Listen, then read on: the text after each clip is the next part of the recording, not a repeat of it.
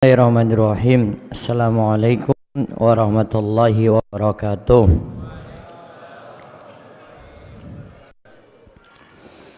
Alhamdulillahirabbil alamin.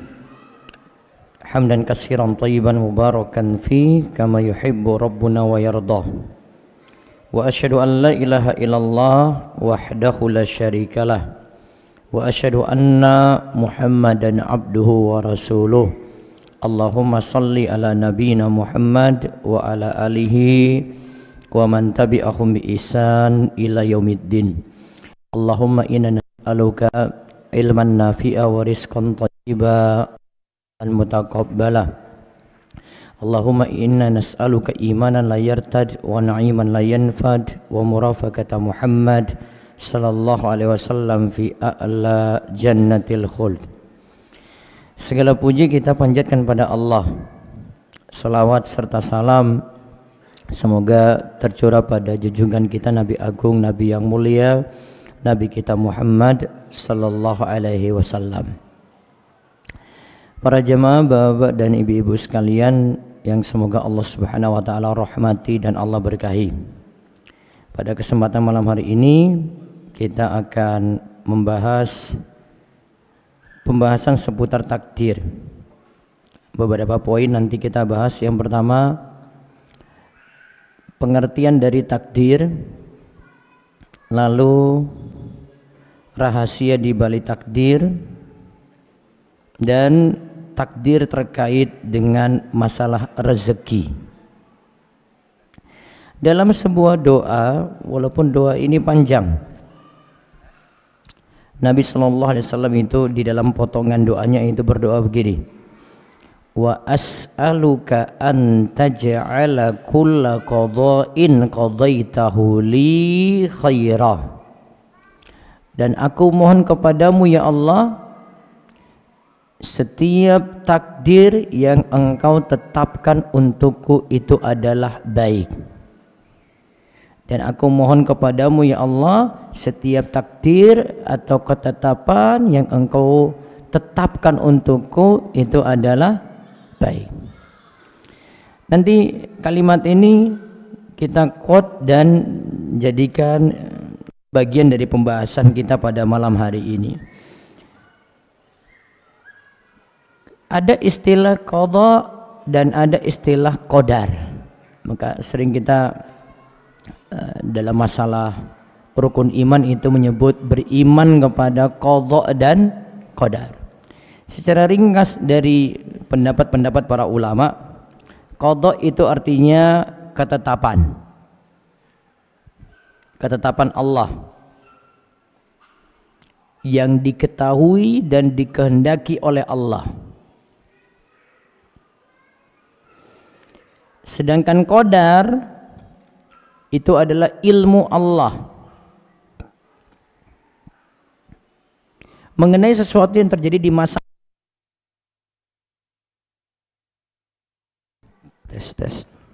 ilmu Allah ilmu Allah mengenai sesuatu yang terjadi di masa akan datang. Ilmu Allah mengenai sesuatu yang terjadi di masa akan datang. Atau ringkasnya kita katakan qada itu ketetapan Allah, qadar itu takdir. Atau lebih kita peringkas lagi, sebagian ulama menyatakan qada dan qadar itu adalah takdir Allah. Qada dan qadar itu adalah takdir Allah. Itu untuk lebih mudah kita memahami tentang masalah takdir tadi. Dan ini adalah bagian dari rukun iman, seperti yang tadi saya sebutkan dalam hadis antu'mina bil qadari khairihi wa syarri. Engkau beriman kepada takdir yang baik maupun yang buruk. Ini Nabi sallallahu alaihi wasallam itu sebutkan dalam rangkaian pembahasan rukun iman. Kemudian juga dalam dalil yang lainnya seperti firman Allah, inna kulla syai'in khalaqnahu biqadar. Segala sesuatu Allah menciptakannya dengan takdir atau dengan ketetapan tertentu. Itu diantara dalil-dalilnya. Lalu bahasan yang berikutnya adalah Yang perlu kita pahami kaidah penting tentang takdir sesuai dengan doa yang tadi saya sebutkan, was'aluka an taj'ala kulla qada'in qadaitahu li khaira. Aku mohon kepadamu ya Allah, setiap ketetapan ditetapkan untukku itu adalah baik.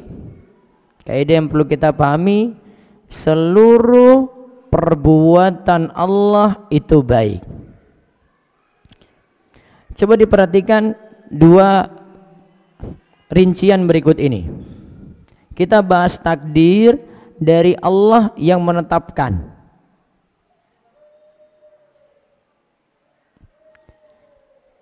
Dan yang kedua dari manusia yang merasakan. Ini berbeda ini. Yang pertama dari Allah yang menetapkan. Kaidahnya adalah semua perbuatan Allah itu baik, tidak ada yang buruk.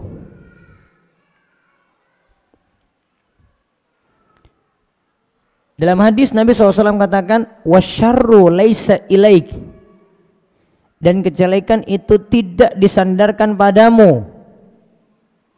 Berarti yang jelek-jelek tidak disandarkan kepada Allah. Maka kesimpulan kita tadi apa? Semua perbuatan Allah itu baik. Terus yang kedua tadi, dilihat dari sisi makhluk, dilihat dari sisi manusia. Maka ada manusia yang merasakan baik dan ada manusia yang merasakan takdir itu buruk. Jadi dari sisi yang merasakan, ada yang merasakan baik, ada yang senang, ada yang bahagia, ada yang sehat-sehat saja gitu. Sedangkan dari sisi yang lainnya lagi, ada yang diberi, dia tidak nyaman, dia sedih, dia sakit, dia tidak bahagia, dia kecewa gitu. Itu dari sisi apa? Manusia. Ini kesimpulan yang paling mudah kita pahami ketika menjelaskan seperti ini dari Syekh Muhammad bin Shalih Al-Utsaimin. Beliau katakan gini, innal qadra laisa fihi syarrun. Takdir itu tidak ada yang jelek. Wa inna masyarru fil maqdur. Jeleknya itu pada manusia yang rasakan. Wa tawdihu dzalika bi annal qadra binisbati li fi'lillahi kulluhu khairun. Karena kita harus meyakini bahwa segala perbuatan Allah itu baik. Jelas poin ini? Jelas? Saya ulang, dari sisi Allah apa kaidahnya tadi? Semua perbuatan Allah itu baik. Dari sisi manusia yang merasakan takdir apa? Ada yang merasakan baik, ada yang merasakan buruk. Maka dari si manusia ada yang dikasih penyakit sama,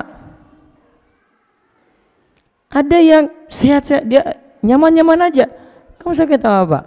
Flu. Iya, saya flu. Tapi kok bisa-bisa saja? Ada yang bisa-bisa saja. Ada yang dikasih flu, ya Allah setengah mati, padahal sama dikasih. Jelas itu? Jelas? Maka kalau kita pahami seperti ini Bapak dan Ibu sekalian, kadang dalam satu masalah kita harus sikapi bahwasanya iya ini buruk bagi saya. Tetapi di balik itu semua yang Allah tetapkan, yang Allah takdirkan itu baik. Pasti nanti ada hikmah-hikmah di balik itu. Jelas ini? Jelas? Ya, ini kaidah dasar banget loh ini. Sehingga sangat mudah untuk pahami takdir. Lalu mungkin ada yang bertanya gini, terus kenapa Allah tidak tetapkan atau takdirkan yang baik-baik saja? Ngapain ada yang buruk? Ngapain ada dosa, ngapain ada setan, ngapain ada orang jahat, ngapain ada preman, ngapain ada orang nakal? Iya kan? Pasti ada yang kayak gitu lagi. Ya Allah tetapkan kok yang buruk-buruk realitanya ada. Syekh Ibnu Utsaimin mengatakan ada di antaranya ada 5 hikmah Allah menetapkan kejelekan. Di antaranya berikut ini, ada hikmahnya. Hikmah yang pertama, supaya kebaikan itu dikenal. Karena orang tahu ini baik kalau tahu yang jelek dulu. Betul nggak? Itu tahu salah, maka dia tahu, oh ini yang benarnya itu yang ini. Ini jalan sesat, dia tahu, oh ini jalan yang lurus nih. Saya nggak ikuti yang ini, saya ikuti yang ini. Akhirnya yang jelek ini dia tahu yang baik.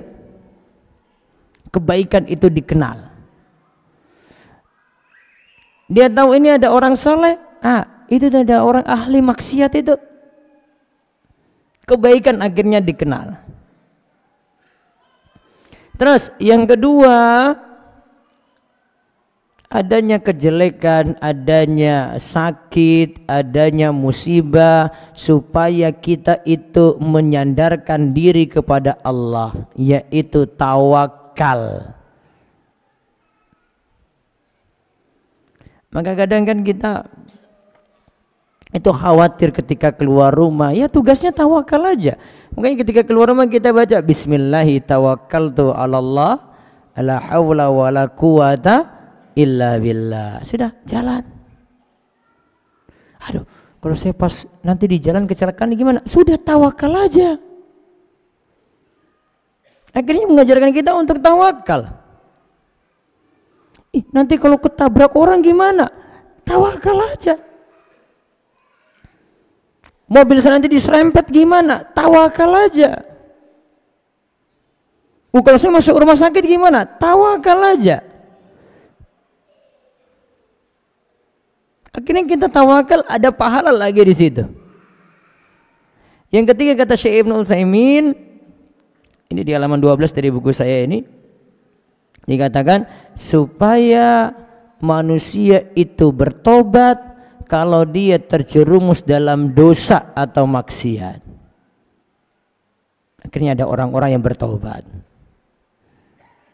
Bahkan ada orang itu yang berbuat dosa lalu dia bertobat, dia jadi lebih baik dari sebelumnya berbuat dosa.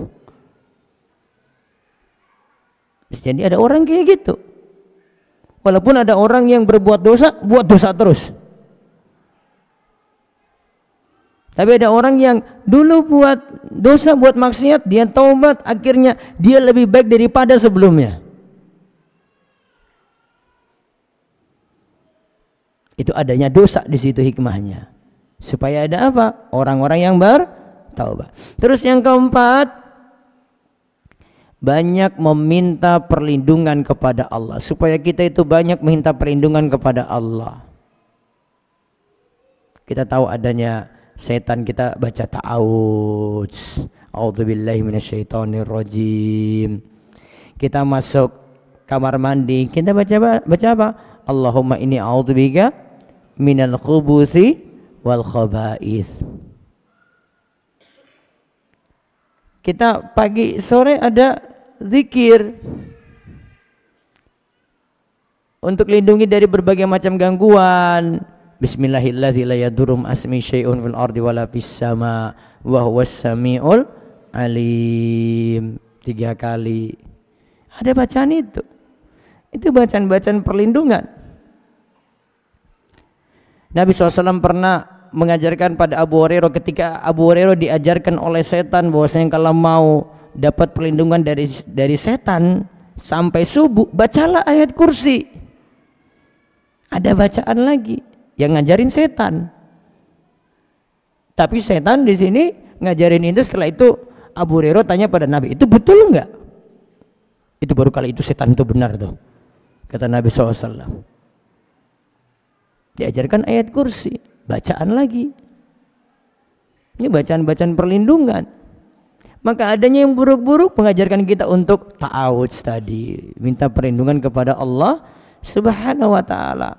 Ada juga doa-doa yang bentuknya kayak gitu, seperti bacaan A'udzubika min zawali ni'matik wa tahawuli afiyatik wa fujaati nikmatik wa jami'i sakhatik.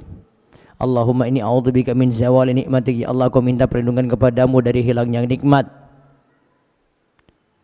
Wa tahawuli afiyatik, dari sehat berubah menjadi sakit. Wa fujaati nikmatik, dari musibah yang datang tiba-tiba. Wa jami'i sakhatik, dari segala bentuk kemurkaanmu. Itu hikmahnya lagi. Yang kelima kata Syekh Ibnu Utsaimin, pasti ada maslahat besar di balik suatu kesulitan atau musibah. Karena yang kita pandang jelek bisa jadi lebih baik untuk kita.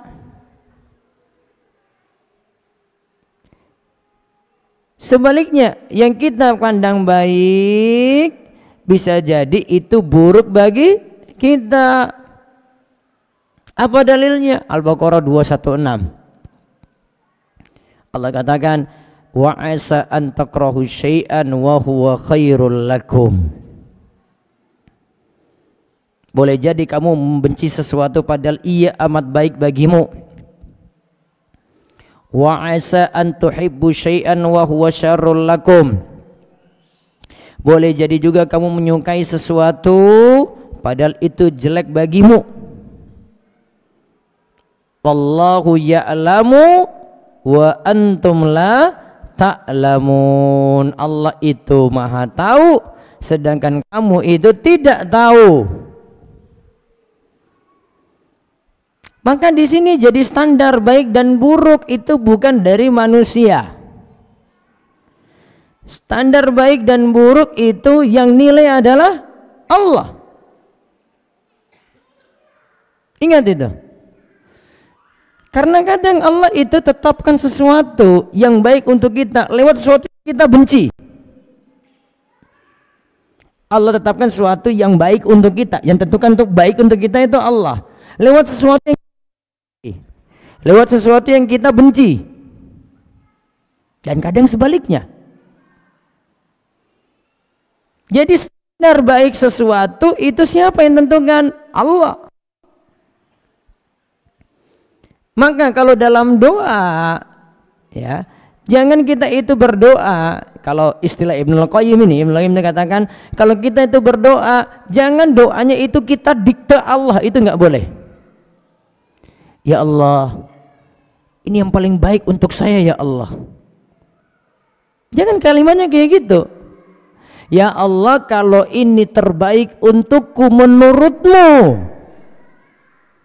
Bukan kalimatnya kayak seorang jomblo itu berdoa. Ya Allah, pokoknya dia saja ya Allah, dia paling baik ya Allah. Pokoknya kalau tidak dia, dia lagi ya Allah. Kalau jomblo doa itu kayak gitu tuh. Sudah gila pada seorang itu kayak gitu. Pokoknya dia saja ya Allah, pokoknya dia yang paling baik deh ya Allah. Kalau bukan dia, pokoknya takdirkan dia lagi ya Allah. Apa-apa dia terus. Ini kok yang tertawa bukan jomblo ini.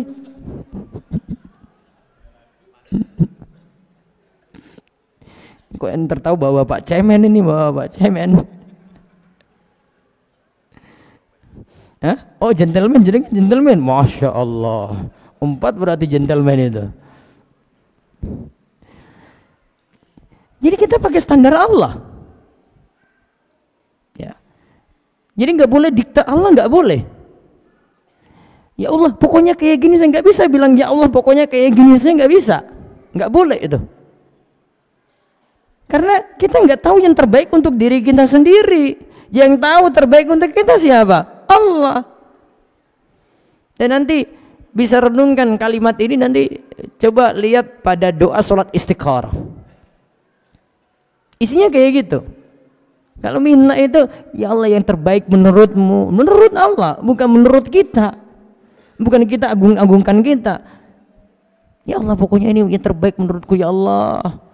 Ini saja ya Allah, nggak usah yang lain. Nggak bisa. Nanti kita kebanyakan kecewa kalau kita kayak gitu. Karena ternyata sesuatu yang tadi kita minta, kita sukai, kita inginkan, Allah nggak takdirkan untuk itu. Buat kita kecewa. kita jadi sedih.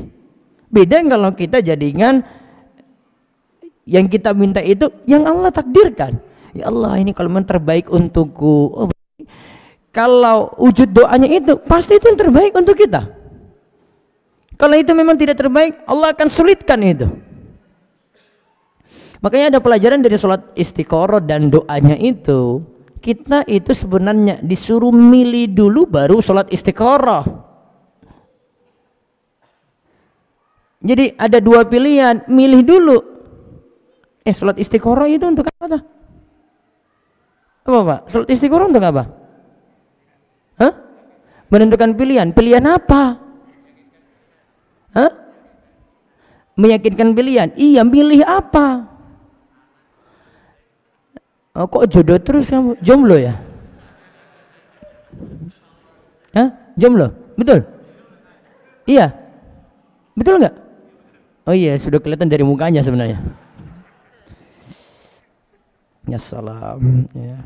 Ini mau kajian jomblo atau kajian takdir ini? Paham kaidahnya tadi ya? Jadi yang jadi standar yang baik atau yang buruk itu Allah yang nilai. Maka disinilah kita diajarkan tawakal di situ. Ya Allah, ini pokoknya semuanya darimu ya Allah. Yang terbaik itu darimu ya Allah. Akhirnya kita pasrahkan aja pada Allah. Allah pokoknya tentukan yang terbaik untuk kita. Seorang muslim tuh kayak gitu. Jadi bukan saya, bukan penilaian saya lain. Penilaian kita lemah. Wong kita aja milih sesuatu kadang nggak tepat kok. Kadang kita sok tahu.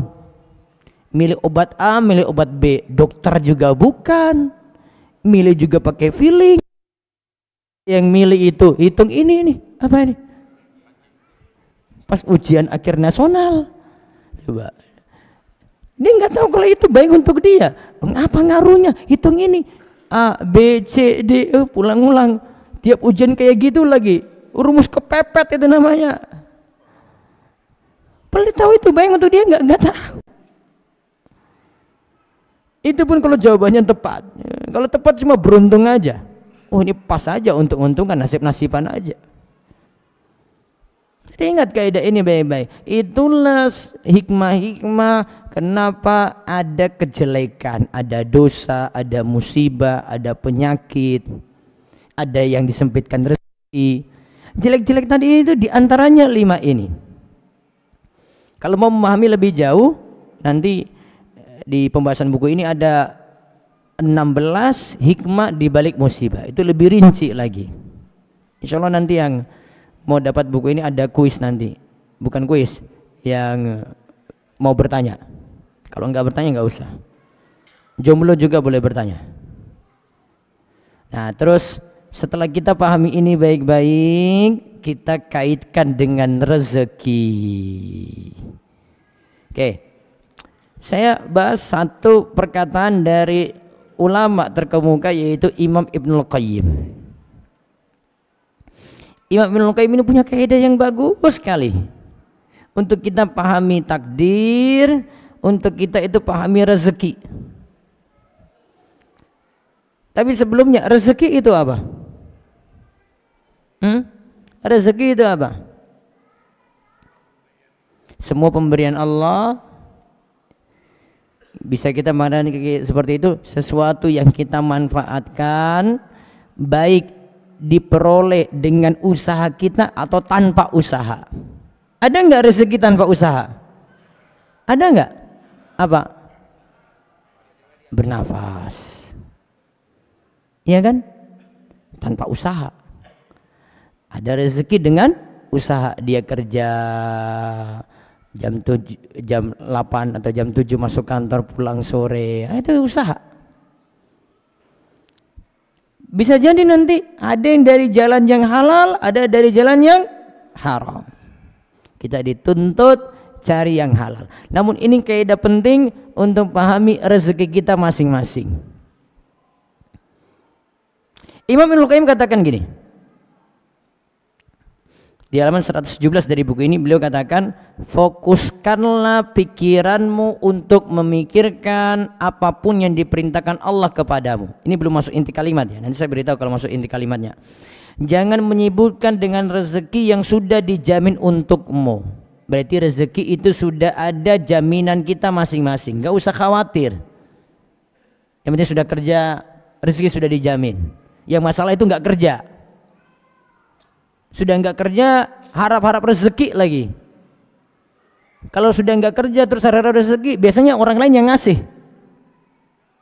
Ya, diharap dari orang lain, gitu.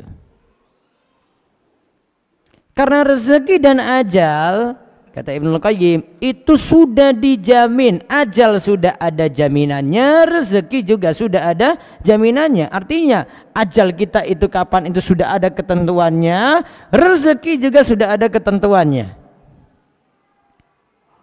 Lalu beliau katakan, selama masih ada ajal, rezeki itu tetap ada. Berarti rezeki kita masing-masing itu sudah ada ketetapan. Selama belum meninggal, rezeki masih ada. Terus, ini kalimat pentingnya ini. Jika Allah dengan hikmahnya berkehendak menutup satu jalan rezeki, maka Allah dengan rahmatnya akan membuka jalan rezeki yang lainnya. Kita ulang. Jika Allah dengan hikmahnya berkehendak menutup jalan rezeki, menutup salah satu jalan rezeki, maka ada rahmat Allah, Allah bukakan lagi jalan rezeki yang lainnya. Bahasa yang lainnya adalah jika satu pintu rezeki ditutup karena ada hikmah Allah di situ, pasti dengan rahmat Allah akan dibukakan pintu rezeki yang lainnya. Sudah dicatat itu? Sudah? Sudah dipahami? Oke. Kita sekarang lihat contoh yang kita sendiri sudah alami. Perhatikan kaidah tadi baik-baik. Kita sekarang lihat contohnya. Kita sendiri sudah jalani itu. Ibnu Qayyim itu kalimat selanjutnya sebutkan, renungkanlah mulai dari kita ketika berada dalam janin. Makanan kita dari satu jalan, yaitu tali pusar ibu. Betul nggak? Berapa pintu rezekinya? Berapa pintu rezekinya? Satu. Terus, lalu ketika keluar dari perut ibu, terputus jalan itu. Jalan apa tadi? Tali pusar tadi, ya kan? Tali pusar terputus. Lalu Allah buka dua jalan rezeki lewat dua puting susu ibunya.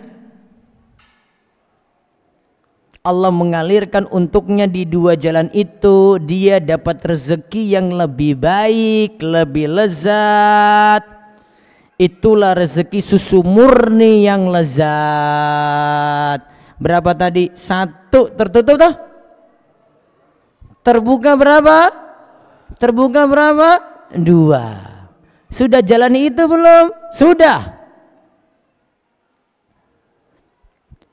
Satu ganti dua, dua lebih banyak. Lalu dikatakan tadi yang digantikan ini, yang baru ini itu lebih baik, lebih lezat.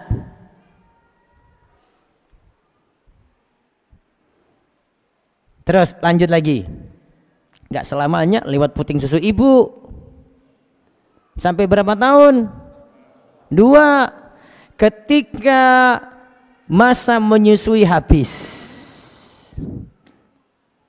terputus dua jalan rezeki tadi dengan sapihan, lalu Allah buka 4 jalan rezeki. Apa 4 jalan rezeki tadi? dikatakan oleh Ibnu Qayyim, ini 4 jalan rezeki yang lebih sempurna dari sebelumnya, yaitu 2 makanan dan 2 minuman. 2 makanan itu, makanan kita itu asalnya dari hewan dan tumbuhan. 2 minuman itu, minuman kita itu asalnya dari air dan susu. Ulang tadi, 2 makanan apa tadi? Hewan dan tumbuhan. Terus 2 minuman, air dan susu. Totalnya berapa? 4. Oke, balik ke tadi. Mulai dari 1 tertutup, diganti jadi berapa? 2 tertutup lagi toh, diganti jadi berapa? 4. Terus tadi dikatakan yang 4 ini lebih sempurna. Dikatakan lagi lebih manfaat, lebih lezat daripada yang sebelumnya. Dan kalau sudah tertutup 2 tadi, dapat yang 4 ini, dia nggak pengen balik lagi. Betul nggak? Sudah berubah 2 jadi 4, dapat yang lebih manfaat, dapat yang lebih lezat, dapat yang lebih nikmat. Itu sudah kita lewati itu. Terus ketika dia meninggal, manusia itu meninggal, terputuslah 4 jalan rezeki. Kan mati. Kalau dia itu beriman, maka besok ketika masuk surga, 4 tadi digantikan 8 pintu surga. Digantikan berapa? 8 pintu surga. 8 pintu surga cari sendiri deh, apa saja nama-namanya. Kalau bingung tanya di Google aja, 8 pintu surga rumaiso.com. Dapat tuh. Sudah tak bocorin rahasianya. Sudah dapat itu otomatis. 8 ini nanti digantikan, nanti di surga itu ganti yang 4 tadi. Tentu 8 ini lebih enak, lebih lezat, lebih nikmat. Sudah dipahami tadi? 1 diganti berapa? 2-nya lebih lezat, lebih nikmat. 2 diganti berapa? 4. 4-nya lebih lezat, lebih nikmat. 4 diganti berapa? 8. Lebih lezat, lebih nikmat, lebih abadi. Iya kan? Lebih lezat, lebih nikmat, lebih abadi. Karena di dunia ini nggak abadi. Di dunia ini capek saja. Di dunia ini susah saja. Di dunia ini cuma masalah saja. Betul nggak? Makanya Allah kan katakan di surat Al-Balad ayat keempat itu, laqad khalaqnal insana fi kabad. Sesungguhnya kami ciptakan manusia itu dalam keadaan susah. Berarti di dunia itu masih susah nggak? Susah. Ada yang nggak susah? Ada? Ada yang nggak susah sini, Pak? Ada aja. Ada yang punya masalah dirinya sendiri sakit. Ada yang punya masalah dengan anaknya. Ada yang punya masalah dengan orang tuanya. Ada yang punya masalah dengan istrinya sendiri. Ada nggak? Ada, nggak mau ngomong aja. Ada istri punya masalah dengan suaminya. Wah, Ustaz, suamiku sulit diatur. Ya memang kamu nggak boleh ngatur suami, suami yang ngatur kamu. Masalah ada lagi. Ada yang menantu masalah dengan siapa? Mertua. Betul nggak? Ada yang anak buah dengan bosnya, bosnya dengan anak buahnya. Masalah aja. Makanya Syekh Sa'di itu katakan, pengertian ayat ini itu adalah manusia itu mengalami masalah kesulitan ketika di dunia. Setelah itu beralih ke alam barzakh, alam kubur, masalah lagi.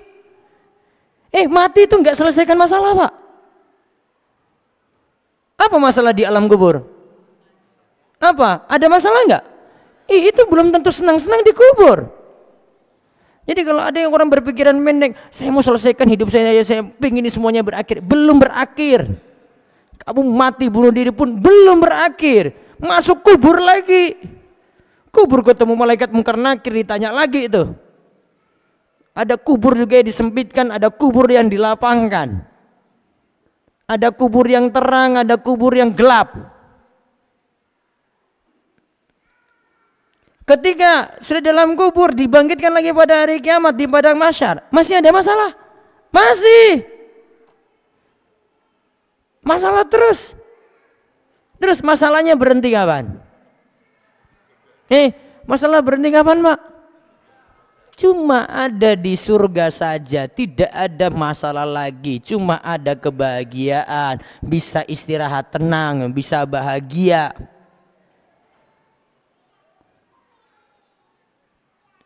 Maka berakhirnya di situ. Maka Ibnu Qayyim itu katakan, setelah menyebutkan seperti Syekh Sa'di itu sampaikan, beliau katakan, la rohata lahu illa fil jannah. Tidak ada waktu rehat, bahagia yang sejati kecuali surga nanti. Sebelum-sebelumnya di dunia itu masalah saja. Mau pergi ke Cakung saja kayak pergi ke Gunung Kidul. Saya tadi bilangin sama Bang Dedat yang antar saya, Bang Dedat ini saya sudah sampai di rumah ini. Saya ke Suta itu langsung sudah sampai rumah, ini sama aja. Saya bilang, tadi dari selatan ke sini itu, ini kok kayak ke Gunung Kidul, saya bilang ini. Saya sudah sampai di rumah ini Bang Dedat. Sama aja naik pesawat 1 jam, saya ke Gunung Kidul juga 1,5 jam gitu, nyampe. Ini baru di Cakung ini, kena macet itu. Emang kayak gitu hidup. Ustadz mau selamat, gak selamat Ustadz, macet juga ke Cakung. Daerah macet sini ya, pasti ada masalah. Mau gak ada macet-macet lagi nanti di mana? Surga. Enggak ada macet-macet, enggak ada ngantri-ngantri. Gak perlu rebut-rebutan. Betul nggak? Maka yang abadi tadi, kalau dapat 8 pintu tadi itu, sudah masuk lewat 8 pintu tadi, sudah selesai itu. Sudah, itu rezeki yang abadi di situ. Kalau yang tadi yang di dunia semuanya masih digantikan tuh loh.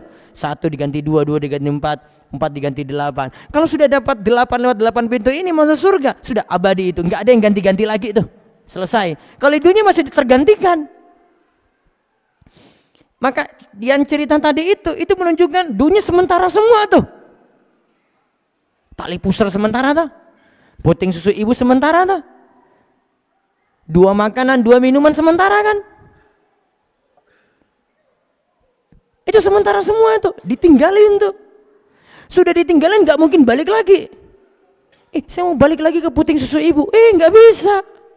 Selesai, sudah disapih. Kamu rengek-rengek, ibu nggak boleh, sudah 2 tahun kamu. Ngapain kamu balik-balik? Sudah dapat yang lebih lezat, sudah dapat lebih nikmat, nggak balik-balik. Terus Ibnu Qayyim katakan gini, endingnya, itulah Allah Ta'ala tidak menghalangi manusia untuk mendapatkan sesuatu kecuali Allah berikan sesuatu yang lebih afdal, lebih manfaat. Jadi yang sudah ditinggalkan tadi digantikan yang lebih afdal, yang lebih manfaat. Ingat tuh baik-baik. Kemudian di sini katakan, karena endingnya tadi 8 pintu surga, ini semua hanya didapat oleh orang beriman. Kalau orang kafir berhenti tadi cuma sampai 4. Iya kan?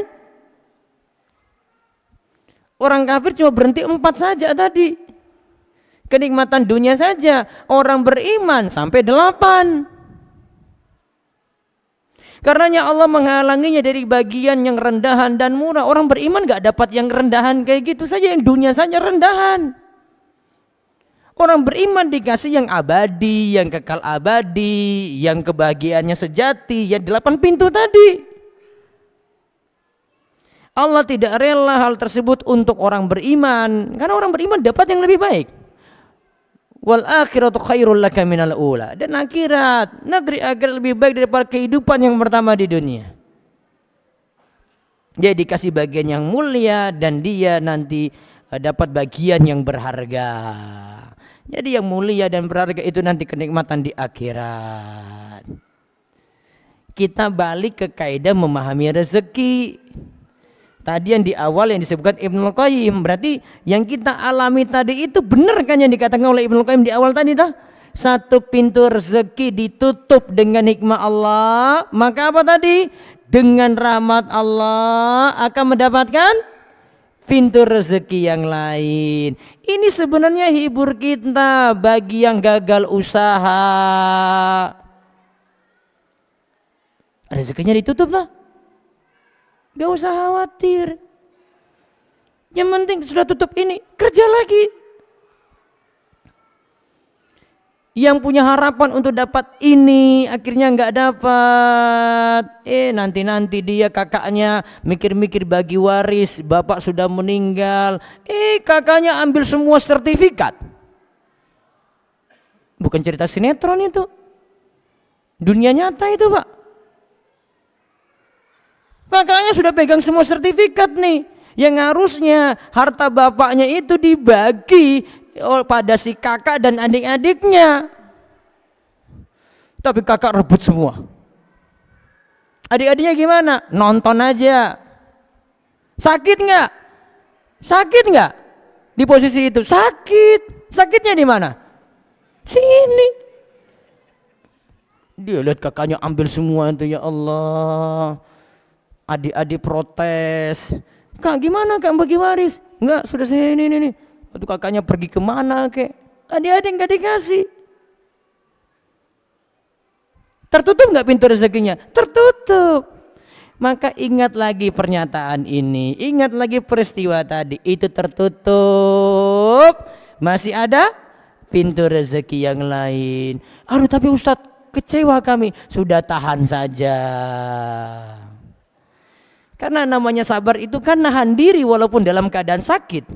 Sabar itu orang itu nahan dirinya dan dia rasakan sakit. Kalau dia nahan diri dan tidak sakit lagi itu namanya ridho. Dan sabar itu hukumnya wajib. Dan dalam kondisi kayak gini nih, posisi jadi adik-adik, lawan kakak kayak gini, mending ngalah saja. Paham ngalah? Ngalah berarti apa? Ngalah berarti apa, Pak? Ya sudah, biar aja sudah. Lu makan aja sendiri tuh uang haram tuh. Gitu. Karena kalau adik nuntut lagi yang terjadi resikonya lebih besar. Taruhlah ini dia tuntut di pengadilan. Pengadilan dia menang. Setelah itu seumur hidup nggak pernah ngomong dengan kakak lagi. Terputus silaturahim dah. Putus silaturahim dosanya besar. Kalau dia ngalah, hubungan masih ada. Dia ngalah ketemu kakaknya sudah baik-baik saja, walaupun sakit hati sebenarnya itu. Kakak ini rakus mata duitan. Dia tahan-tahan. Tapi dia masih bisa silaturahim dengan kakaknya, masih bisa ngobrol. Tapi kalau dia majukan ini di pengadilan, menang memang. Tapi setelah itu nggak ada lagi bicara-bicara. Yang ceritakan kayak gini pengacara ke saya. Aduh Ustaz, saya itu tahu ini memang menang ini. Tapi saya selalu tanyakan kalau ketemu klien saya, gimana dengan kakaknya, sudah ngobrol apa belum? Belum. Coba dampaknya lebih luar biasa loh. Kalau dia memilih ngalah dari awal, sudah selesai. Siap ngalah? Siap di posisi ngalah? Oh sekarang siap, nggak tahu kalau di rumah masih ada istri yang ngompori lagi. Mas, masa kayak gini kamu ngalah? Masih ada istri, masih ada anak-anaknya lagi. Wah, masa kamu ngalah? Ngompori lagi, setan-setan di rumah banyak. Iya kan? Padahal mereka kan nggak dapat bagian kan suami kan misalnya kan? Itu kan nggak dapat bagian. Menantu kan nggak ada urusan. Kalau dalam waris itu menantu nggak dapat. Tapi menantu memang ada yang bagian ngompori itu ada. Maka nasihati lagi, sudah ngalah aja. Memang kayak gitu Pak, Bu. Kadang bahkan beberapa hal itu sudah pembagian awal sudah salah, terus nanya ke saya, minta lagi pembagian secara waris. Ngapain saya bilang bagi waris? Itu dari awal sudah salah. Kamu selanjutnya membagi waris, gimana lagi bagi waris? Kamu dari posisi terzolimi kok. Yang ada di posisimu adalah ngalah aja, sudah dapat nerima yang ini ya sudah, syukur-syukur, alhamdulillah masih dapat. Mau nuntut lagi waris, asalnya manusia itu mata duitan. Apa tadi? Hukum asal manusia itu mata duitan, gila harta. Nggak terima lagi tuh. Mau saya kasih tahu dalilnya? Ya. Asalnya manusia kayak gitu. Itu dalilnya di surat Al-Adiyat, wal adiyat dabah fal wadatu qad innal insana li rabbih lakanud. Ini sifat kanut di sini yang Allah sebut ini. Innal insana, sesungguhnya manusia itu li rabbih lakanud. Dia punya sifat ingkar pada Robnya. Kata Syekh As-Sa'di, ingkar pada Robnya itu dua hal, yaitu ingkar terkait dengan anggota badan. Dia itu mager, malas gerak, malas ibadah. Yang kedua adalah dia itu tidak mau keluarkan hartanya, alias pelit. Kalau dia itu pelit, dia tahan-tahan. Kalau dia sudah dapat harta tadi, dia nggak mungkin keluarin. Maka kalau orang sudah dapat bagian jatah tadi itu, suruh keluarin, enggak, sudah saya dapat kok. Maka kadang orang tuh teori aja kalau sudah bahas kayak gini, terus kalau dia sudah dapat, malah itu mungkin bukan haknya, dia malah syukuri, Ustadz alhamdulillah saya dapat Ustadz jatah Ustadz. Padahal pembagiannya salah. Tapi dia sudah bilang, alhamdulillah. Sekarang, kamu mau nggak ditarik lagi? Oh enggak Ustadz, utang saya lebih banyak. Karena sifat dasar manusia. Kanut. Di dalam kandungan kanut itu pelit. Pelit itu nggak mau keluarin lagi. Maka dia gila harta. Maka sekali lagi, kalau memang tertutup pintu seperti ini, ya sudah selesai saja, nggak usah harap-harap. Apa tadi? Ngalah saja, ikhlaskan saja. Walaupun apa tadi? Sakit. Sakit di mana? Sini. Sudah? Itu kaidah terakhir dari Ibnul Qayyim, mudah-mudahan manfaat. Silakan jika ada yang bertanya, monggo. Gimana mau banyaknya? Ya, monggo silakan. Ada mic? Satu dulu, ya.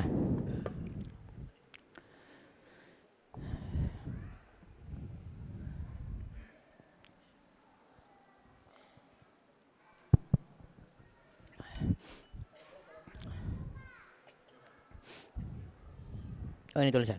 Bismillah. Tes. Silakan. Genya. Ya. Itu nyala itu ya. Bismillah, afan Ustadz, izin bertanya nih. Kan semua takdir Allah itu kan baik ya Ustadz ya. Apa? Apa yang ditakdirkan Allah itu Apa yang ditakdirkan Allah itu baik.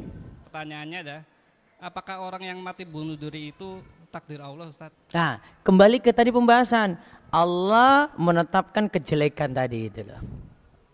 Itu di antara tadi baru disebut 5 lah. Baru disebut 5. Cari alasan atau hikmahnya di 5 poin itu. Ada di situ. Atau nanti dapat di buku ini ada di pembahasan musibah. Ada 16 poin. Nanti tahu hikmahnya. Yang jelas orang mati bunuh diri itu keinginan dia atau bukan? Hah? Itu pilihan dia atau bukan?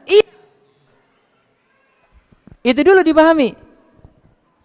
Gak bisa kita bilang orang mati diri itu didorong, terus dia akhirnya ambil tali, terus dia itu naik ke atas, terus dia mati bunuh diri. Enggak.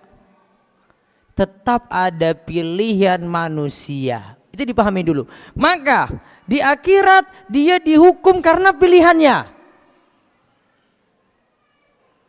Ya, di akhirat dia dihukum karena pilihannya. Soalnya kalau kita bilang yang mati bunuh diri itu dipaksa oleh takdir, maka di akhirat tidak perlu lagi ada hukuman.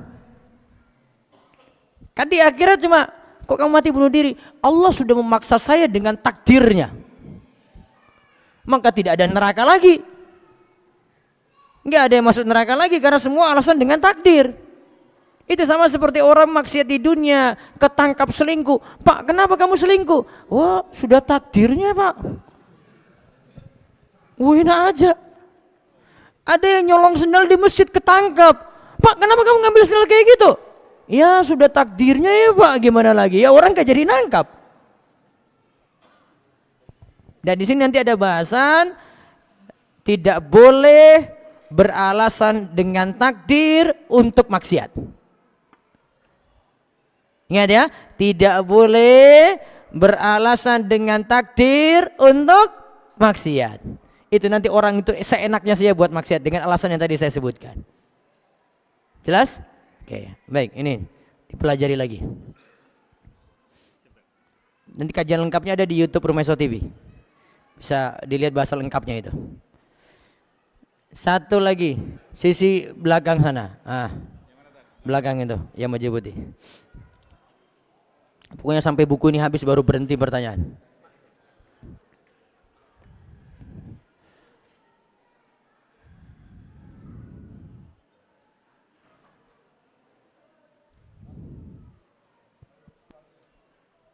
Tes. Bismillahirrahmanirrahim. Assalamualaikum warahmatullahi wabarakatuh. Waalaikumsalam warahmatullahi wabarakatuh. Izin Ustadz memperkenalkan nama saya Imran Yusuf. Saya dari domisili Marunda Baru, Sipitung. Pertanyaan saya sesuai dengan penjabaran Ustadz tadi mengenai 1, 2, 4, 8. Iya. Ya, oke. Kita sudah hafal semua. 1 dari pusat, kemudian puting susu, Ya.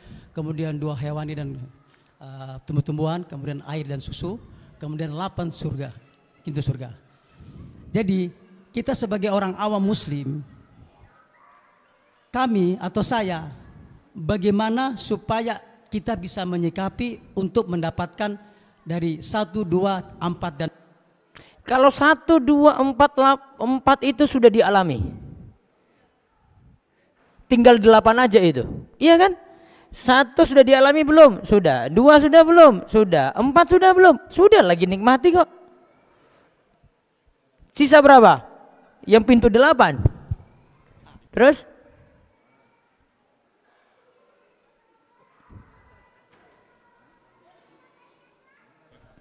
tes. Ya, suara aja, suara keras, ya. Untuk dapatkan 8 tadi,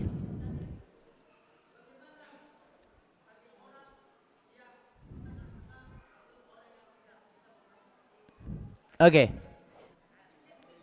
Yang jelas untuk dapatkan 8 itu harus ada sebab, harus ada usaha.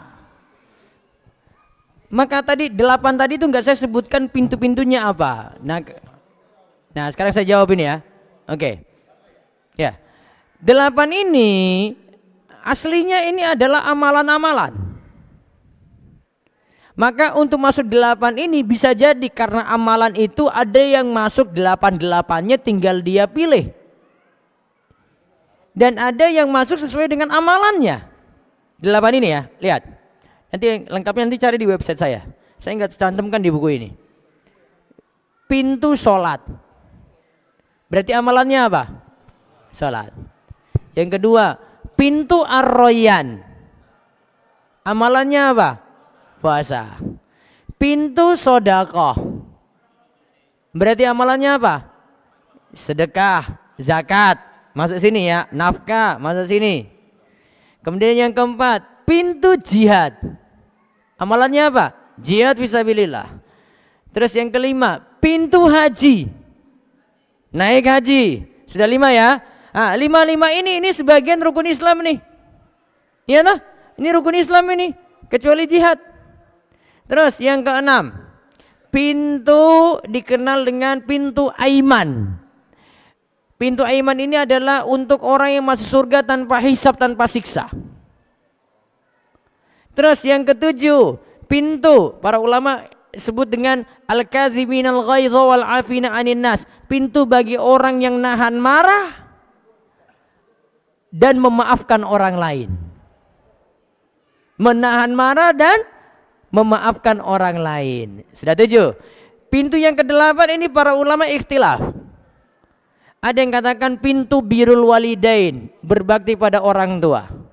Ada yang katakan pintu ilmu. Ada yang katakan pintu zikir. Nah, masih amalan juga tuh 8 ini. Sudah? Berarti kalau ditanyakan, bagaimana bisa masuk 8 ini? Kalau 4 tadi sampai 1, 2, 4 sudah selesai.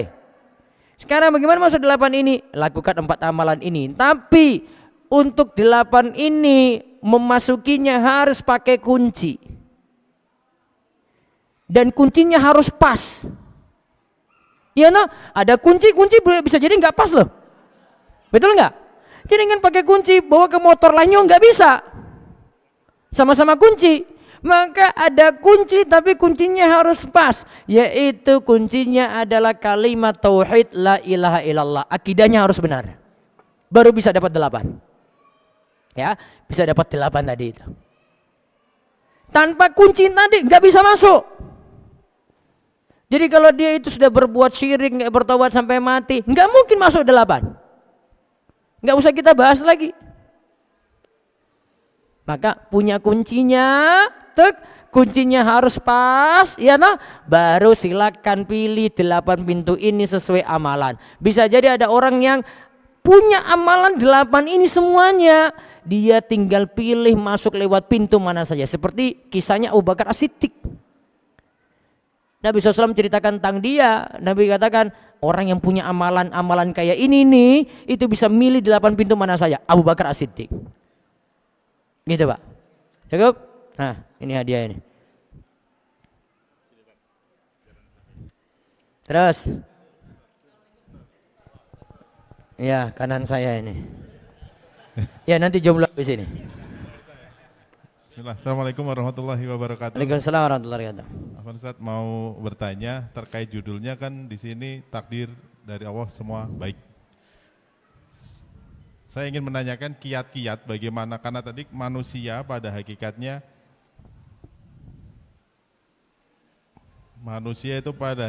tadi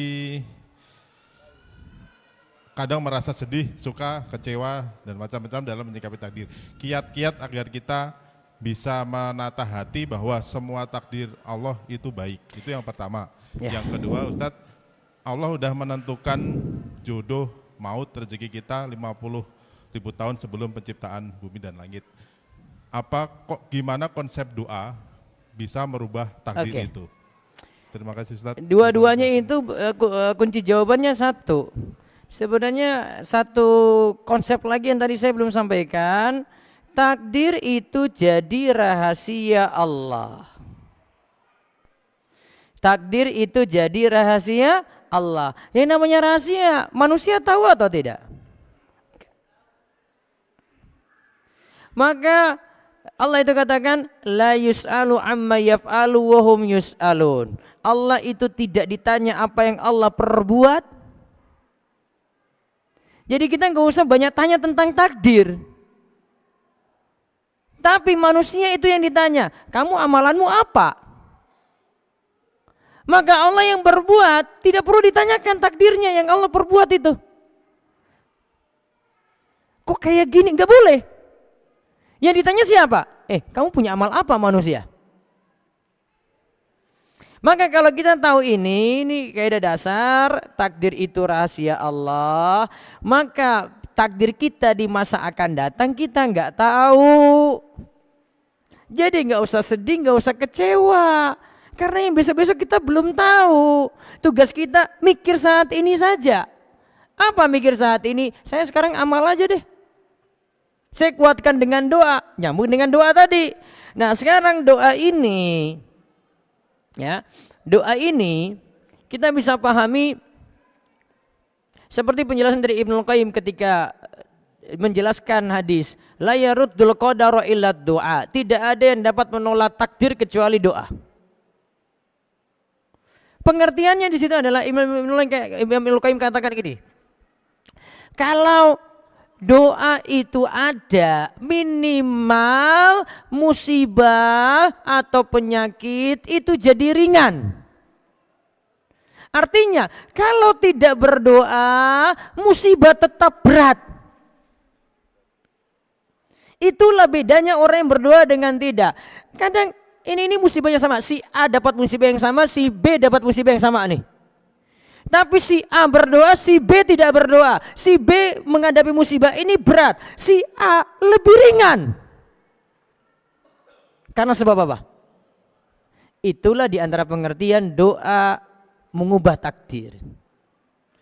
Tapi sekali lagi namanya perubahan itu kita tahu keadaan A berubah jadi B. Masalahnya untuk takdir itu keadaan akhir itu kita nggak tahu, keadaan awal kita baru tahu kalau sudah terjadi. Maka sejatinya kita tidak tahu perubahan. Betul nggak? Karena perubahan itu mesti mengetahui awal, mesti mengetahui akhir, ya toh? Tapi kita tidak tahu dua-duanya, kecuali yang awal ini kalau sudah terjadi, akhir kita kan nggak tahu. Maka tugasnya doa saja, nggak usah pusing dengan takdir. Jelas?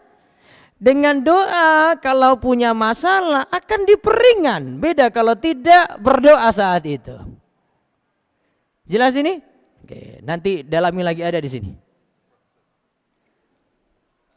Jomblo? Yallah. Oh sama? Iya sudah kalau gitu. Gitu. Ya habis ini sini sebentar ya. Nah, ini Pak.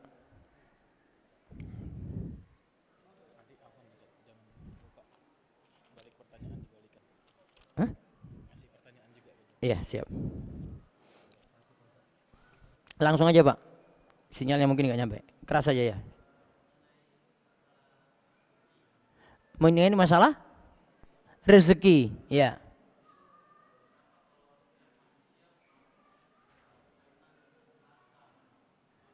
Oh, kenapa rezeki selalu terkait dengan harta? Terus?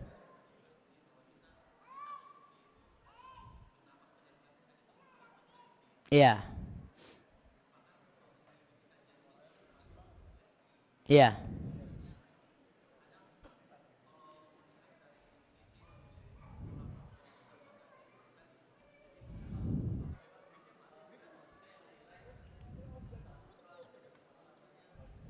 Itu adalah merupakan rizki yang sudah diberikan sama Allah itu sendiri. Jadi orang melihat, ya lo sering sholat tapi rezeki lu segitu-gitu aja.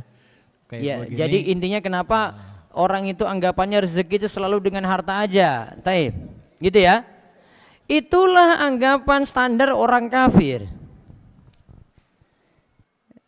Jadi kita itu kalau masih pakai standar materi, itu standarnya orang kafir. Itulah yang nanti Bapak Ibu lihat di surat Al-Fajr ayat 15-16. Walaupun itu disebut manusia, tapi sebagian ulama itu katakan itu keadaan orang kafir. Orang kafir gimana? Fa ammal insanu idza mabtalahu rabbuhu fa akramahu wa na'amahu fa yaqulu rabbi akraman. Ketika manusia itu dia dikasih nikmat, dia dimuliakan, dia katakan Allah benar-benar memuliakan saya itu. Dia dimuliakan dengan apa? Dia dikasih nikmat harta. Di ayat 16 dikatakan wa ammal insanu idza mabtalahu faqadara alaihi rizqahu fa yaqulu rabbi ahanan. Ketika manusia itu diuji dengan disempitkannya rezeki, dia katakan Allah itu menghinakanku. Lagi bahas masalah materi. Maka orang kafir itu pakai standar kamu mulia, kamu hina karena materi. Orang beriman gak sih sampai situ? Orang beriman tambahkan lagi, kamu beriman gak? Kamu bertakwa gak? Kamu sholat gak? Kamu ibadah atau tidak? Karena mindsetnya itu di situ. Jadi mindset kita sudah salah. Mindsetnya masih mindset material. Pikirannya duit lagi. Ya iya. Masih mengadopsi dari orang kafir. Makanya dia nggak nganggap nafas itu rezeki, dia nggak nganggap itu hadiri majelis ilmu itu rezeki, ya kan? Kebahagiaan dalam rumah tangga rezeki juga, anak-anak soleh juga rezeki, dia nggak nganggap itu. Jelas itu? Maka di sini pelajarannya, jangan jadikan standar bahagia itu dengan harta saja. Rezeki banyak. Betul ya? Oke, kita belajar lagi nih Pak. Baik, sini dulu.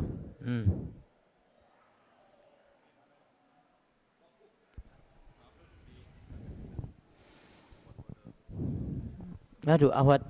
Oh, ada Awad juga mau nanya nih. Ya Allah, assalam. Ya, silakan. Assalamualaikum warahmatullahi wabarakatuh. Waalaikumsalam warahmatullahi wabarakatuh. Izin pertama tanya Ustadz, jadi studi kasusnya kurang lebih 5 tahun yang lalu saya dipromosikan, bukan dipromosi, mau diposisikan suatu posisi jabatan yang dimana jabatan di posisi perusahaan itu sebenarnya tidak populer Ustadz, karena sudah dipahami bersama posisi tersebut akan menutup pintu rezeki, seperti contohnya perjalanan uang dinas Ustadz. Jadi saya dan beberapa itu akan dipilih. Nah, yang jadi pertanyaan itu saya terpilih dikarenakan beberapa orang yang menolak itu beralasan punya hutang riba Ustadz. Nah, kalau dari segi percaya rezeki, insya Allah alhamdulillah yang sudah berjalan rezeki terbuka.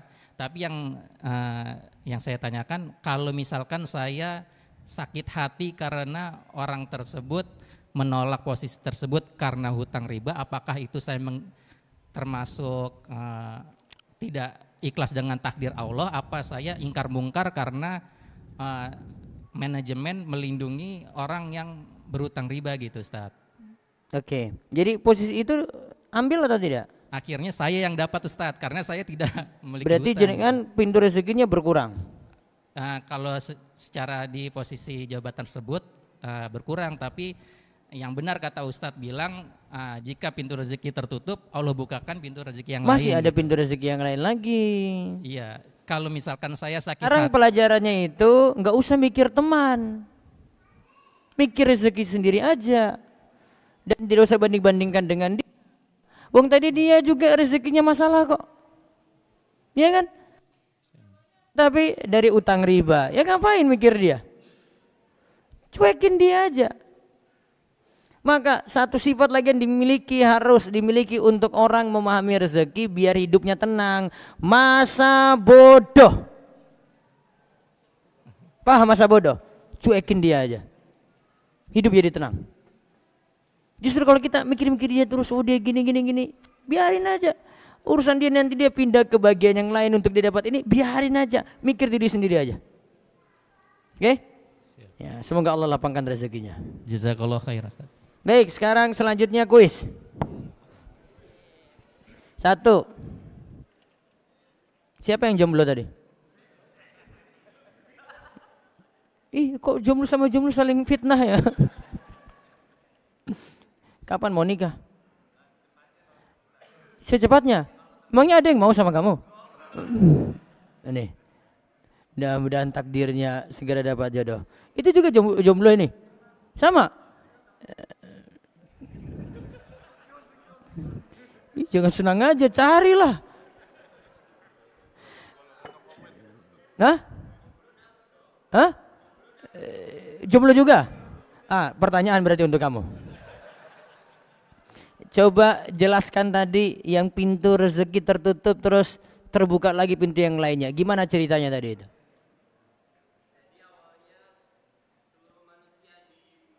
Enggak usah terlalu panjang, ringkas saja. Sudah jomblo panjang-panjang bertele-tele gitu. 1 itu apa, 2 itu apa, 4 itu apa, 8 itu apa gitu. Dari tali pusar. 2 apa? Susu ibu. 4 apa?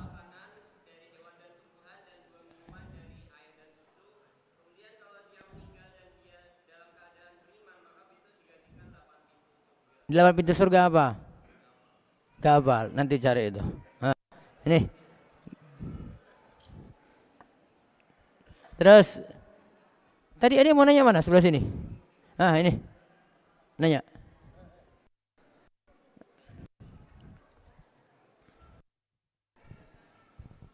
Bismillah, jazakallahu khairan Ustaz. Untuk penjelasannya, dari Anda ingin bertanya terkait dengan seseorang itu dikatakan sukses ketika menerima takdir yang buruk, bila mana sukses menerima takdir yang buruk, menerima takdir yang buruk ketika dia bersabar saat itu juga. Dia bersabar saat itu juga. Nah itu terus mohon penjelasannya Ustaz, karena ada kisah Ummu Salamah dan juga satu lagi Ummahat ya, ada di sini nanti ada ya. Mohon penjelasannya Ustaz terkait dengan hal itu Ustaz. Kisah tentang terkait dengan sabar saat menerima takdir yang buruk itu. Ada kisahnya. Kisahnya Ummu Sulaim, ibu dari Anas bin Malik. Ya, lainnya itu Rumaisah atau Rumaiso tanpa .com. Jadi waktu saya namain putri saya itu ambil dari nama itu.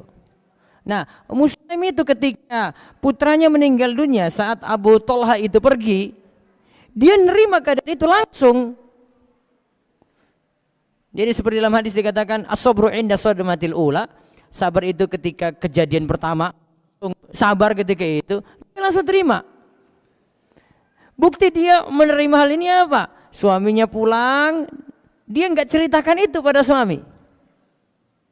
Dia dandan cantik, terus dia berikan makan malam pada suaminya, terus dia layani suaminya. Sudah terjadi itu, baru dia ceritakan. Bagaimana menurutmu Mas? Abu Tolha, kalau seandainya ada yang nitipkan sesuatu, terus yang punya barang ini ambil lagi, ya monggo diambil aja. Terus dia lanjutkan, anak kita sudah diambil oleh yang punya. Itu kejadiannya Ummu Sulaim itu. Oh, sontak ketika itu Abu Tolha mau marah ini. Ini apa-apaan? Kamu nggak bilang-bilang dari tadi, sudah terjadi kayak gini baru kamu ngomong nih sekarang. Laporlah dia pada Nabi SAW cerita kejadian istrinya tadi itu Ummu Sulaim Rumaisah. Kemudian ketika itu Nabi SAW katakan, Nabi malah nanya, semalam seperti waktu keadaan kalian malam pertama enggak? Iya. Saya doakan mudah-mudahan Allah berkahi malam kalian. Setelah itu Allah takdirkan punya anak lagi. Nah, itu kejadiannya ada.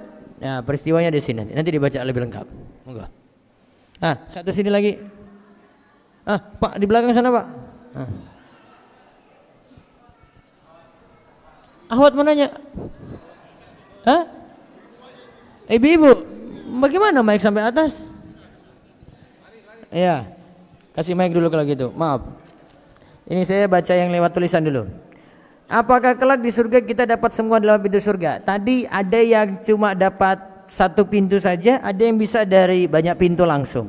Artinya dia bisa memilih pintu mana saja yang disukai. Seperti hadis yang Nabi SAW sebutkan bagi wanita yang taat pada suaminya, di samping dia sholat, dia puasa, dia jauhi zina, kemudian dia memilih pintu surga mana saja yang dia mau. Gitu ya. Bagaimana dengan anak yang lahir dari keluarga yang non muslim? Apakah itu merupakan takdir? Iya, jadi takdir. Kalau dia itu besar dengan meyakini agama yang diwarisnya itu, gimana Ustadz? Apakah merupakan takdir untuk si anak? Iya, takdir juga. Dan orang dihukumi itu berdasarkan keadaan akhirnya, dia meninggal apa? Dalam keadaan apa? Kafir. Apakah sampai ke dakwah ke dia? Asalnya dakwah sampai ke dia. Maka dia dihukumi dengan keadaan akhirnya agamanya seperti itu. Baik, monggo ibu-ibu. Silakan. Kedengaran nggak mic-nya? Bismillah. Assalamualaikum warahmatullahi wabarakatuh. Ya, waalaikumsalam warahmatullahi wabarakatuh. Afwan Ustadz, izin bertanya, bagaimana menyikapi takdir jika kita sudah tahu ilmunya, tapi ketika takdir itu datang kita nggak bisa mengamalkan ilmu yang ada. Itu bagaimana Ustadz? Ketika takdir itu ada, kemudian dia tidak bisa mengamalkan ilmu yang ada. Kenapa? Itu harus ada pertanyaannya lagi, kenapa? Karena pertama di sini ya, kalau kita mau terus sebenarnya sebelumnya macam-macam di sini. Yang pertama, ilmu belum meresap. Karena ada yang terima ilmu belum masuk. Sebenarnya ada faktor-faktor yang menyebabkan orang itu dengar ilmu, kemudian ilmu nggak bisa diamalkan atau tidak ada prakteknya. Kata Imam Ibnul Qayyim, itu ibaratnya seperti hujan itu turun tapi pada tanah yang tidak bisa terima air. Akhirnya tidak pengaruhi tanah tersebut. Bahasa lain dari Ibnul Qayyim itu adalah ilmunya tidak meresap, sehingga tidak membekas dengan praktek, dengan dia itu amalkan. Faktor itu harusnya kalau ilmunya itu pengaruh, dia amalkan itu. Oh, saya sudah tahu ini nih. Terus faktor yang kedua, belum terbiasa. Belum terbiasa dia diuji. Beda kalau orang sudah lewati ujian ini, dia terus naik level lagi, dia diuji lagi, naik level lagi, dia uji naik level lagi. Dia sudah biasa. Kalau dia sudah punya keadaan yang pertama, yaitu dia punya ilmu, maka untuk yang berikutnya lagi dia bisa. Dan ada faktor juga, ya, faktor-faktor luar, ya, faktor-faktor luar, karena pengaruh orang lain. Orang lain nggak terima itu, dia juga nggak terima. Ada faktor godaan setan. Namun godaan setan bisa dilawan kalau punya iman yang kuat. Maka kalau mau dikerucutkan, dia punya masalah pada ilmu yang tidak dipraktek dan iman yang masih lemah. Nah, bagian ini yang harus diperbaiki. Wallahu a'lam bishawab. Nanti ibu yang tadi nanya, ambilin buku terakhir. Nanti kasih panitia. Gimana Pak? Ada lagi? Oke. Satu lagi. Satu lagi terakhir itu berarti. Yalah, mau nanya Ustadz. Jadi misalkan seperti ini, ada dua orang yang berselisih, misalkan gitu ya. Lalu salah satu orangnya itu sakit hati dan akhirnya tidak memaafkan. Dan siapa yang sakit hati? Ya. Siapa yang sakit hati? Salah seorang gitu. Ya, terus? Ya, misalkan salah seorang sakit hati karena perkataan orang lain atau perbuatan orang lain, yang akhirnya seseorang ini memilih untuk tidak memaafkan. Dan akhirnya seperti hakim gitu, dia mengancam seperti ini, tunggu aja nanti di hari penghakiman kayak gitu. Saya tidak akan memaafkan kesalahan Anda atau perbuatan Anda kepada saya, tunggu nanti di hari penghakiman saya akan meminta Allah untuk menghukum Anda gitu. Seperti itu Ustaz. Kira-kira, itu sejatinya tidak memberikan maaf. Iya betul. Kan biasanya ada ancaman yang seperti itu yang membuat kita itu jadi takut gitu. Padahal berarti kita sudah bertobat. Kita di posisi yang minta maaf kan? Iya. Nah, dia tidak mau memberikan maaf. Betul. Itu bagaimana ya Ustadz kalau misalkan di hari penghakiman itu bagaimana gitu? Oke. Terima kasih. Yang pertama, kita bagi jadi dua, ada orang yang meminta maaf dan ada orang yang memberikan maaf. Di posisi orang yang minta maaf itu mudah, tapi di posisi orang yang memberikan maaf itu berat. Karena karakter manusia itu pengen balas dendam, sulit melupakan itu, diungkit-ungkit lagi, nggak bisa keadaannya normal seperti dulu. Itu asalnya manusia kayak gitu.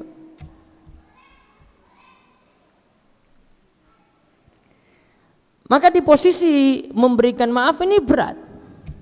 Kalau minta maaf, maaf saya buat salah ya, itu aja mudah dia ucapkan. Walaupun ada sebagian yang sudah tahu salah tapi mau ungkapkan salah ini nggak bisa, dia nggak mau karena egonya, karena sombongnya. Tapi ada manusia yang ya buat salah langsung minta maaf, masih mudah. Tapi kalau memberikan maaf itu berat. Makanya yang dipuji tadi. Tadi kita sebutkan salah satu pintu surga itu adalah al-kadziminal ghaidza wal 'afin 'anin nas, yaitu memberikan dia itu nahan marah dan memberikan maaf kepada manusia. Orang yang mudah memaafkan berarti memberikan maaf kepada manusia. Itu bukan orang yang meminta maaf. Minta maaf gampang. Nah, sekarang kita kan di posisi orang yang salah, kita minta maaf kan? Kita sudah ngakui kita salah. Sebenarnya tugas kita sudah di situ. Minta maaf terus. Buat baik lagi padanya.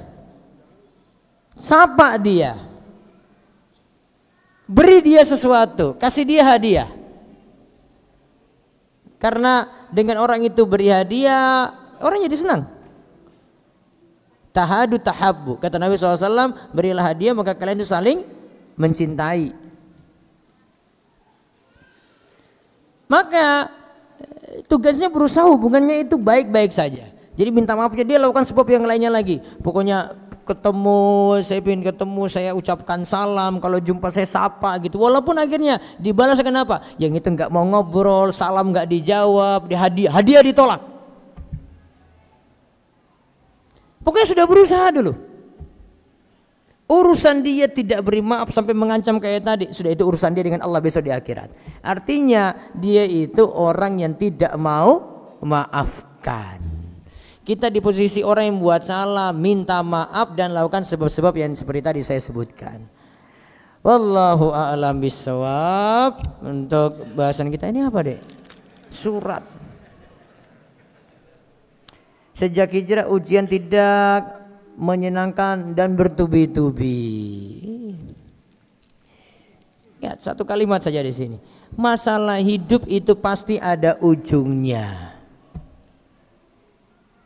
Orang itu ketika naik ke puncak gunung, dia mulai naik capek, mulai naik lagi letih, mulai naik lagi letih lagi. Dia naik terus capeknya itu ada. Dan puncaknya itu kalau dia sudah mencapai puncak baru itu keletihan yang luar biasa. Sudah sampai gunung nih, sudah sampai puncak nih. Namanya orang sudah sampai puncak, nanti turun nggak?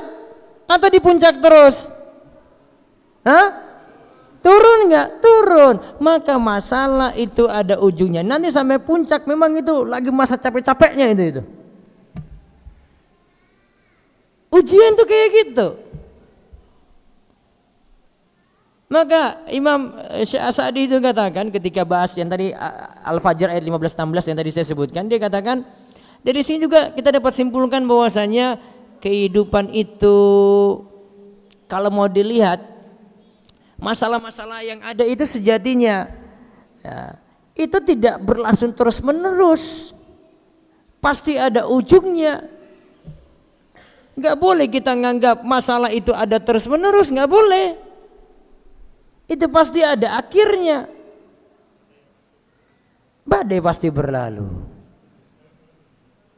Sudah sampai di peak, sudah sampai di puncak, ingat ada waktu untuk turun.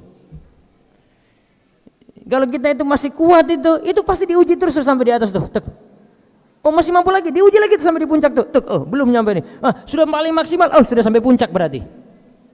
Kalau sudah sampai di puncak, tunggu aja nanti. Ya, akan turun tuh pelan-pelan. Itulah maksud ayat fa inna ma'al usri yusra. Inna ma'al usri yusra. Maka nggak boleh bilang kayak gini. Dan ini dari sisi pertanyaan salah. Ya, tahu masalah ada, pasti ada waktu untuk bahagia ada. Nggak boleh bilang hidup saya punya masalah terus, nggak boleh. Dan juga nggak boleh nyatakan masalah saya ini paling berat, tidak ada yang punya masalah kayak saya. Jadi jangan jadi orang sok penting. Bahasa saya kayak gitu. Lu punya masalah, yang lain juga punya masalah. Lu sakit, yang lain juga sakit. Lu masalahnya pintu rezeki tertutup, yang lain juga sama. Tapi yang lainnya bisa bersikap kayak gitu, bisa cari solusi, cari jalan keluar. Kenapa kamu enggak? Harusnya pikirannya gitu. Jadi nggak boleh nyatakan masalah saya bertubi-tubi kayaknya ini paling berat nih, nggak ada yang pernah rasakan kayak saya. Kamu kok jadi orang paling penting aja di muka bumi ini. Nggak boleh bilang kayak gitu. Saya punya masalah bertubi-tubi iya, tapi pasti saya suatu waktu masih bisa makan enak, iya nggak? Dia punya masalah masih bisa healing coba. Masih bisa pamer status lagi. Bro, saya di Bali nih. Padahal kemarin bilang utang banyak. Iya kan? Padahal bilang kemarin masalah bertubi-tubi. Ini sudah pergi sampai Bali. Iya Ustadz, saya kemarin pinjam duit teman. Ya sudah, utang memang nambah lagi. Itu masalah di lu. Jadi nggak boleh bilang masalah bertubi-tubi. Saya saja yang paling susah, saya yang paling prihatin. Kayaknya tidak ada masalah kayak saya gitu. Nggak boleh bilang kayak gini. Harus optimis. Saya punya masalah, insya Allah ada ujungnya, ada jalan keluar. Untuk diperingan, tadi apa? Saya sudah kasih solusi tadi. Saya sudah sebutkan solusinya tadi. Apa? Memperingan masalah apa? Doa. Doanya dikuatin, maka masalah yang bertubi-tubi akan jadi ringan. Sebenarnya itu bukan masalah di masalah tadi, doa kita kurang kuat. Doa kita saja yang kurang kuat. Sudah tahu masalah besar, masih senyum-senyum santai saja. Doa masih senyum-senyum, harusnya kan nangis-nangis. Betul nggak? Dia sudah tahu punya masalah, minta makin serius. Jangan jawab dengan santai-santai gitu. Makin serius lagi pada Allah, justru senang kayak gitu. Oh ini orang punya masalah bertubi-tubi ini, dia lagi mohon pada Allah. Allah berikan jalan keluar pasti. Maka atas itu dengan doa lagi supaya bertubi-tubi itu jadi ringan. Insya Allah badai pasti berlalu. Kalau sudah pas sampai puncak pasti apa? Turun lagi. Ingat itu. Ya. Dan masalah itu pasti ada ujungnya. Gak mungkin masalah itu terus sampai mati itu saja masalah, gak mungkin. Jomblo saja pasti berakhir kok. Betul gak? Betul. Insya Allah. Baik, itu saja yang kami sampaikan untuk kesempatan malam hari ini. Ini kalau saya jawab terus nanti sampai jam 11 malam ini Pak. Kita cukupkan, semoga nanti bisa ketemu dengan jamaah sekalian di Cakung ini di waktu yang lainnya. Dan Allah jaga kita semuanya dalam kebaikan. Dan sikapi takdir dengan baik, dengan bijak. Ingat semua perbuatan Allah itu baik. Ya, husnuzon kepada Allah. Semua perbuatan Allah itu baik. Tinggal kita sikapi yang kita rasakan pahit, gali hikmahnya saja di balik itu. Demikian kita tutup dengan doa kafaratul majelis. Subhanakallahumma bihamdika asyhadu an la ilaha illa anta astaghfiruka wa atubu ilaik. Assalamualaikum warahmatullahi wabarakatuh.